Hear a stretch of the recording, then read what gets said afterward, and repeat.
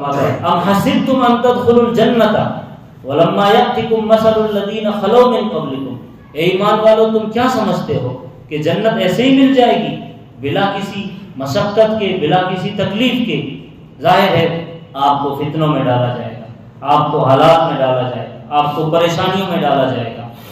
پھر جو ان حالات سے ابھر کر کے نکل کر کے سامنے آتے ہیں، پھر اپنی جان کی بازی لگاتے ہیں، تو اللہ نے ان کی تعریف فرمائی اسی صورت میں، من المؤمنین رجال صدقوا ما عاہدوا اللہ علیہ۔